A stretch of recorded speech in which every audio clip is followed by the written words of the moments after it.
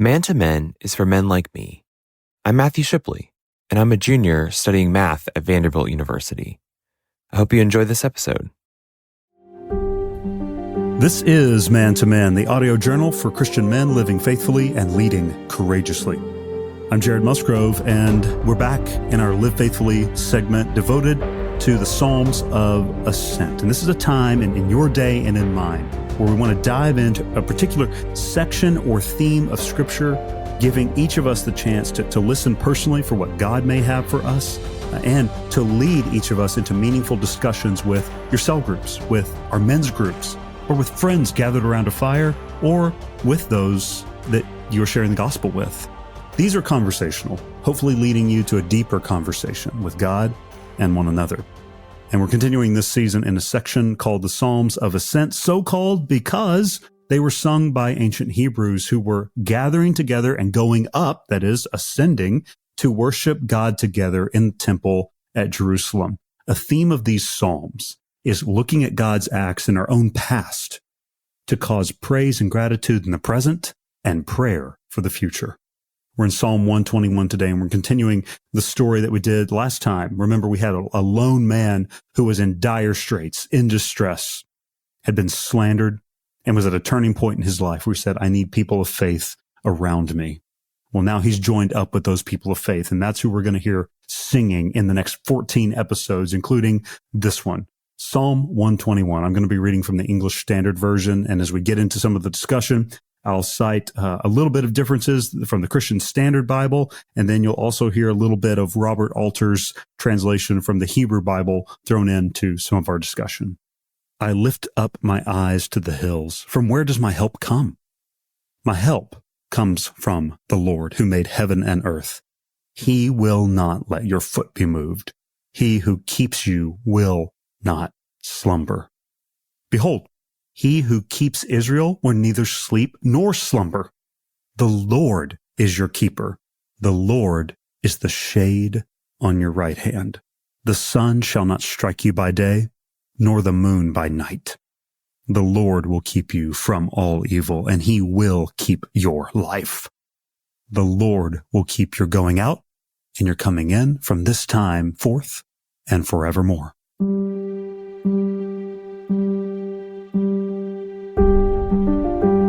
Man, setting out on a journey of faith almost always means leaving the safe and familiar. For the Psalm 120 man, it meant leaving a home and a people he thought he knew, and he thought knew him.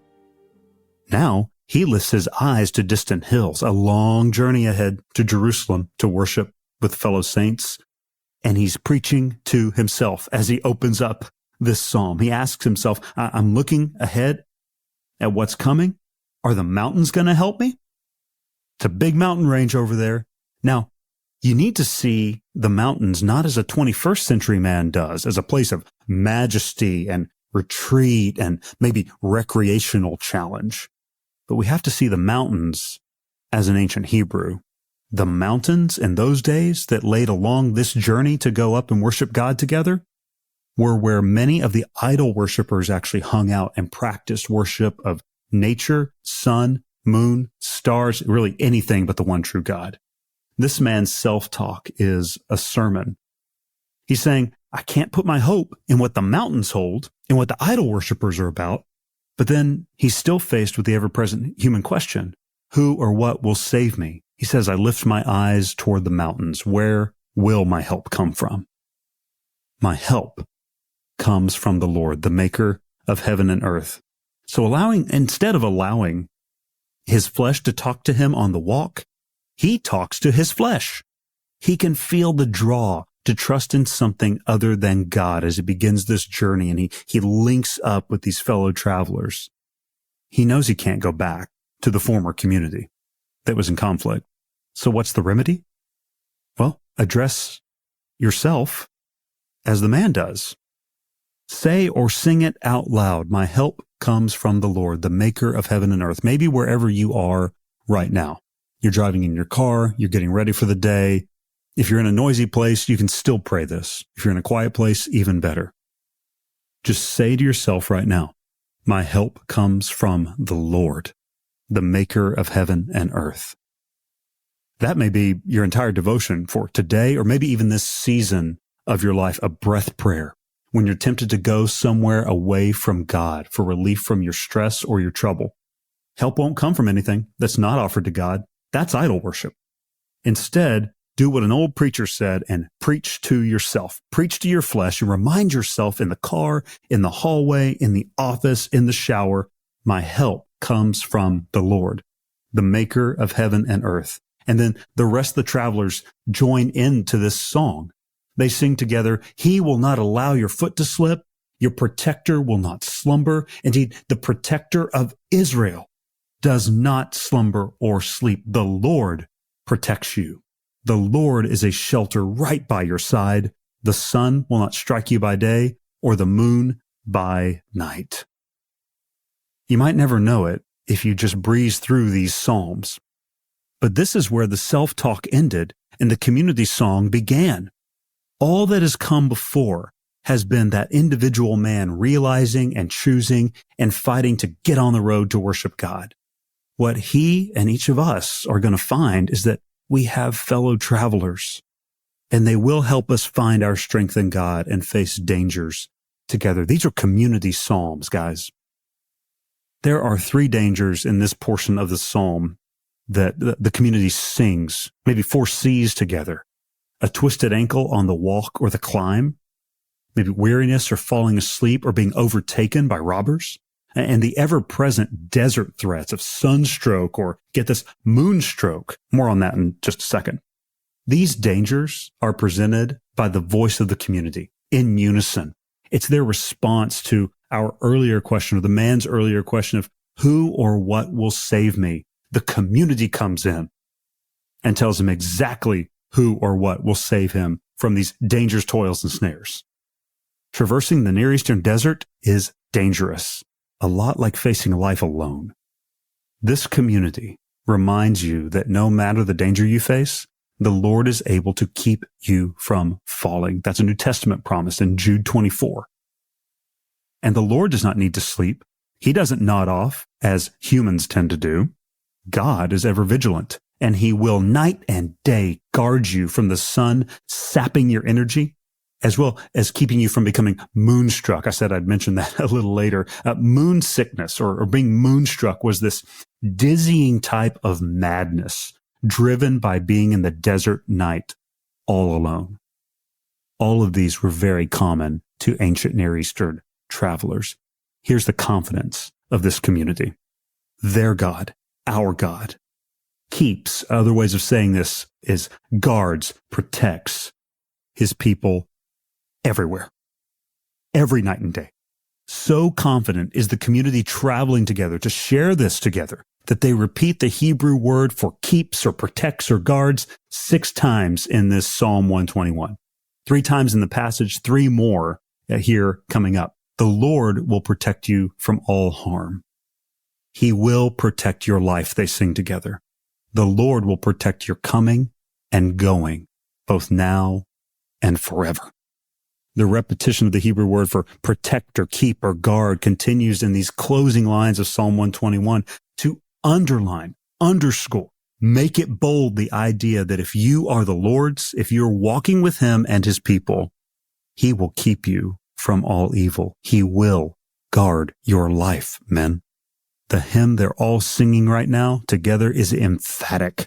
The truth of it marks the traveling community with trust in God and one another. That's still true for our communities together, even today, of fellow believers. The trust that they all feel together is based in the reality of God's own history, real reality.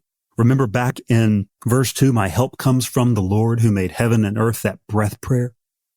The creation truth that opened the song closes it with a reminder of the Lord's guarding you both now and forever.